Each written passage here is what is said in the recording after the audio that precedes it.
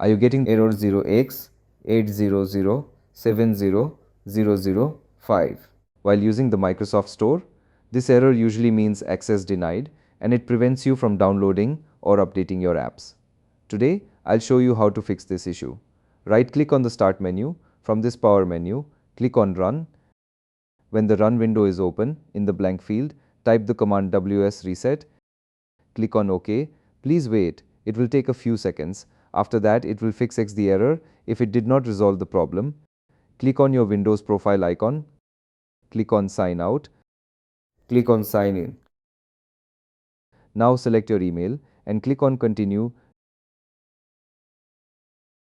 Type your Windows current password or PIN after sign in. Hope your problem is solved.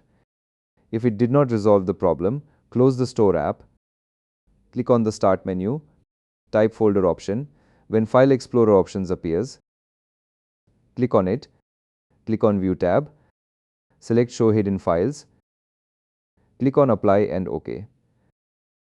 Now open the File Explorer. Copy and paste this address into the address bar. Press Enter. Now right-click on Settings file.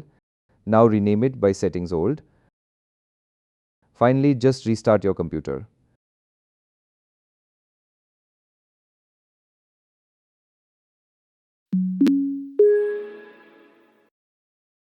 After the reboot, your Microsoft Store should be back to normal.